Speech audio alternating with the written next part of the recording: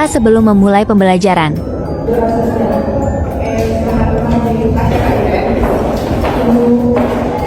Jadi di sini biar kita dapat semangat dan nggak membosankan diri pelajaran kita akan melakukan ice breaking terlebih dahulu. Ibu undang untuk bangkit berdiri semua ya. Ice breaking. Di sini ada nggak yang tahu ice breaking yang buka tutup ada nggak yang tahu? Oke, semangat ya. 1, 2, 3 ya. Buka tutup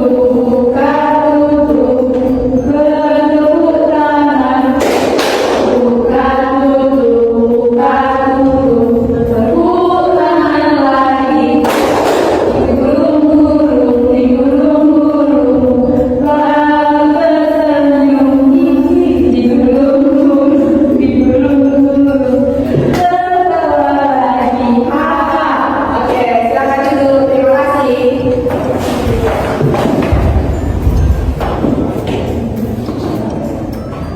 Jadi di sini kita akan melanjutkan materi pembahasan kita di minggu lalu. Di sini materi kita yang berikutnya yaitu hak dan kewajiban siswa. Boleh diulang sekali lagi?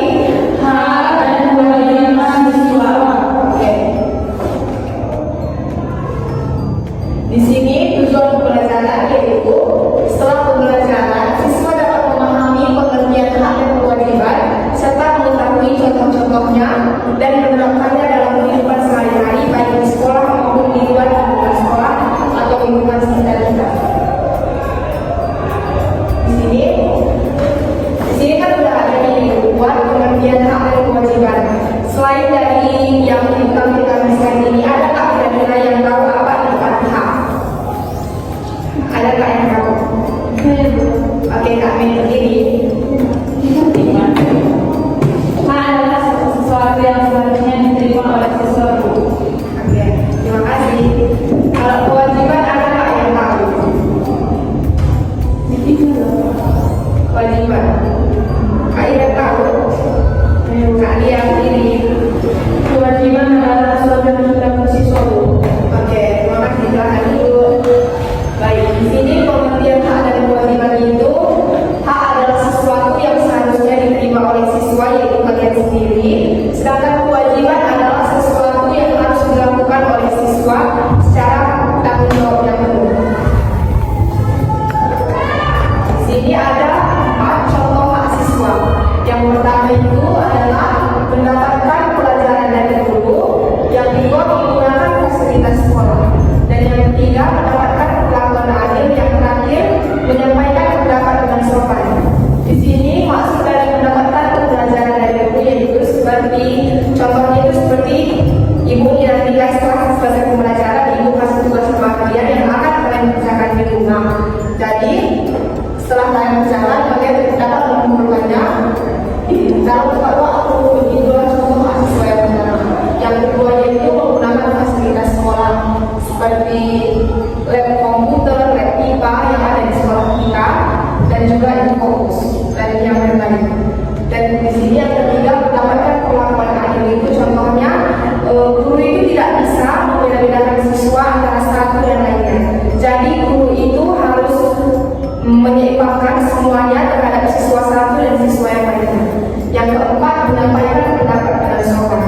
Jadi di sini menyampaikan pendapat dengan sopan itu contohnya ketika ada teman yang sedang menyampaikan materi, lalu kalian di situ bisa menyanggah atau menyampaikan pendapat atau saran kepada teman kalian tersebut secara sopan agar keduanya dapat saling menghargai. Selanjutnya yaitu contoh kewajiban siswa. Contoh kewajiban siswa juga ada terdapat 4. Yang pertama belajar dengan sungguh-sungguh, yang kedua mematuhi tata tertib sekolah, yang ketiga menghormati guru dan lingkungan, dan yang keempat menjaga kebersihan sekolah.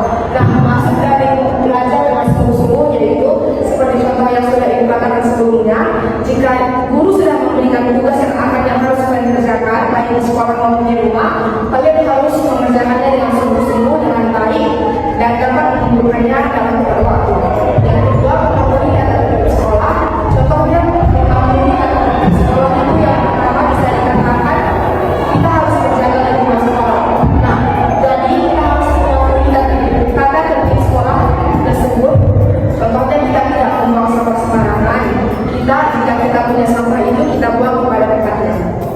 ketiga, menghormati guru dan teman.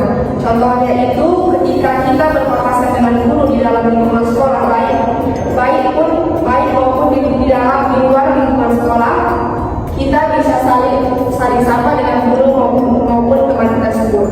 Yang terakhir itu menjaga kebersihan sekolah seperti yang Ibu bilang sebelumnya. Dalam menjaga kebersihan sekolah itu, jika kita memiliki sampah makanan yang kita bawa, kita harus membuangnya ke tempat sampah yang sudah disediakan oleh sekolah tersebut. Di slide berikutnya itu hubungan hak dan kewajiban. Hubungan hak dan kewajiban itu, hak dan kewajiban harus dilaksanakan secara sempurna. Jika siswa melaksanakan kewajibannya dengan baik, maka hak akan diperoleh dengan adil. Ya, sama seperti yang sudah dijelaskan pada slide yang ditunjukkan ini, jika siswa itu tidak melaksanakan kewajibannya dengan baik, maka hak yang diperolehnya juga tidak akan adil.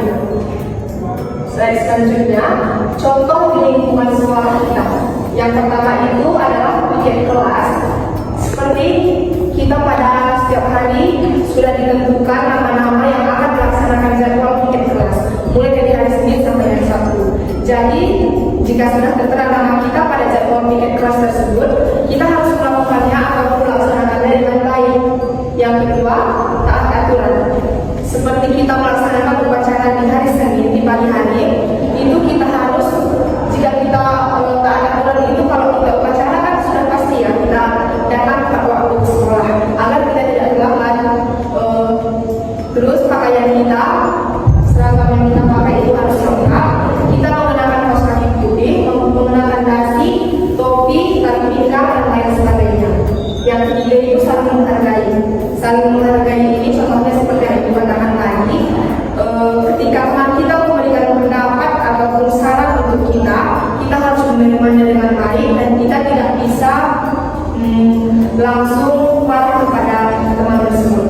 Yang terakhir, datang tepat waktu. Datang tepat waktu seperti Ibu bilang tadi pada saat upacara, bukan hanya saja pada saat upacara, tapi pada hari-hari dari hari Senin mulai hari Senin sampai hari Sabtu itu kita harus datang tepat waktu agar kita tidak kena hukuman jika tidak terlambat.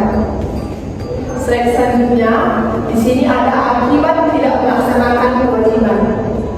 Yang pertama di sini di slide ini ada yang membuat apa saja akibat jika kita tidak melaksanakan kewajiban sebagai murid di sekolah. Yang pertama itu ada proses belajar terganggu. Proses belajar terganggu ini maksudnya jika anak tersebut tidak melaksanakan kewajiban pada sekolahnya, misalnya dia tidak mengerjakan PR, jadi otomatis ketika ujian dia harus menyelesaikan semua PR tersebut. Jadi jika dia tidak melaksanakan kewajiban, yang terjadi yang pertama itu adalah proses belajarnya terganggu. Yang kedua adalah hak tidak terpenuhi. Yang ketiga, lingkungan sekolah kotor. Ini maksudnya lingkungan sekolah kotor. Jika lingkungan sekolah kotor itu kalian mau nggak belajar di dalam kelas? Tidak kan? Itulah maksudnya lingkungan sekolah kotor ini. Jadi lingkungan yang di dalam kelas maupun di luar kelas itu kita harus menjaganya, membuatnya bersih, nyaman agar kita di kelas itu tidak bosan untuk melaksanakan pembelajaran. Yang ketiga, yang terakhir, mendapat teguran. Di slide selanjutnya itu yang Ibu buat adalah sikap siswa yang bertanggung jawab. Sikap siswa yang bertanggung jawab itu adalah melaksanakan kewajibannya di dalam kelas dan bertanggung jawab dan peduli terhadap lingkungan sekolah serta menghargai orang lain. Di sini peduli terhadap lingkungan sekolah. Yang pertama itu tadi menjaga lingkungan sekolah agar tidak kotor dan menaati aturan yang sudah dibuat oleh sekolah. Selanjutnya, sudah selesai ya. Sudah tahu apa selanjutnya. Baik. Quiz time. Sudah buat kuis seru. Di sini semua mau kan kita melaksanakan kuis? Mau. Kurang semangat sekali lagi, mau nggak? Mau. Di sini Ibu buat ada kuis seru mengenal hak dan kewajiban. Seperti yang sudah Ibu, ini terkait kok sama materi yang Ibu buat tadi. Oke, ini ada 3 petunjuk kuis yang sudah Ibu buat. Jawablah soal dengan benar dan tepat. Jawaban yang benar akan mendapatkan 20 poin. poin, peraih poin terbanyak menjadi pemenangnya. Oke, kita masuk ke kuis. Apakah kamu sudah siap? Bersiapkah? Siap, Bu. Ini yang pertama. Pertanyaannya, norma adalah aturan yang dibuat untuk menjaga ketertiban dalam masyarakat. Salah satu contoh norma kesopanan adalah A. Menghormati orang tua dan guru. B. Tidak mencuri barang milik orang lain. C. Melaksanakan ibadah sesuai ajaran agama. Yang tahu siapa? Oke, kalian duluan. Silakan. Apa jawabannya? A, Bu. Menghormati orang tua dan guru. Oke, kita cek ya jawabannya. Oke, A, betul. Kasih tepuk tangan dulu untuk dia dong. Oke, kita lanjut ke soal kedua. Di sini pertanyaannya, peraturan yang berasal dari ajaran agama dan mengatur hubungan manusia dengan Tuhan disebut A. Norma kesusilaan, B. Norma agama, C. Norma hukum. Siapa nih yang bisa jawab? Oke, Kak Iren ya, Kak Iren. Jawabannya B, Bu. B. Norma agama. Oke, betul. Norma agama. Kasih plus untuk Kak Iren.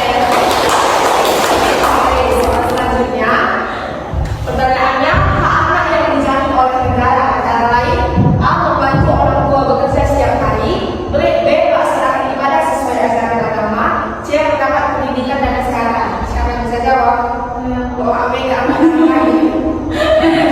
Kalian. C, Bu. Mendapat pendidikan dan kesehatan. Oke, kita cek dulu ya.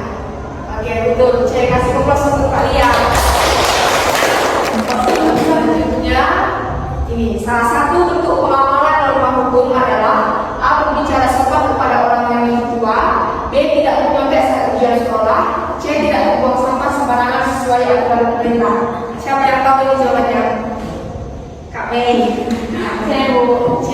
Oke, betul. Kasih plus untuk Kak Mei. Selanjutnya, kewajiban seorang anak di rumah adalah A. Menghormati dan membantu orang tua, B. Menonton TV sepanjang hari, C. Bermain tanpa peduli keadaan rumah. Siapa yang tahu? Tiganya, apa nih jawabannya? A, Bu. Oke, kasih plus. Selanjutnya, oke, siap. Jadi kalian tadi kan sudah bisa jawab. Jadi nanti ibu kasih nilai tambahan untuk nilai kalian. Jadi kan materi kita sudah selesai ini untuk pembelajaran hari ini. Jadi siapa kira-kira di sini di antara kalian yang dapat menyimpulkan materi kita untuk hari ini? Secara singkat juga bisa. Siapa ada kira-kira yang bisa menyimpulkan materi kita? Saya pimpin dulu. Oke. Secara singkat juga apa-apa nanti bakal diutamakan. Siapa? Oke, Kak Maisa nanti ini. Seperti yang saya dapat, Bu, hak itulah sesuatu yang harus kita dapat diterima, sedangkan kewajiban itulah sesuatu yang harus dilakukan oleh siswa, Bu. Seperti yang saya dapat, kalau kita mau menerima suatu hak yang besar, kita harus melakukan kewajiban yang baik juga, Bu. Oke, terima kasih Kak Maisa. Di sini Ibu akan menambahi apa yang sudah dikatakan oleh Kak Mei tadi. Di sini kesimpulan dari pembelajaran kita hari ini yaitu hak dan kewajiban siswa adalah dua hal yang harus berjalan seimbang dalam kehidupan sekolah. Siswa memiliki hak untuk mendapatkan pendidikan yang layak, merasa aman, dihargai, serta menggunakan fasilitas sekolah dengan baik. Hak ini bertujuan untuk mendukung perkembangan belajar dan kepribadian siswa. Oke, itu saja kesimpulan yang bisa Ibu berikan untuk pembelajaran kita hari ini. Untuk Kak Mei, silahkan bawa doa sebelum kita menutup pembelajaran kita pada pagi hari ini. Di depan kami.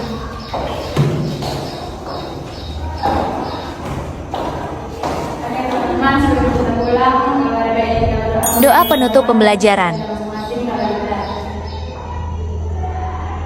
sudah selesai. Oke. Jadi pembelajaran kita hari ini sudah selesai. Sampai jumpa di pertemuan berikutnya.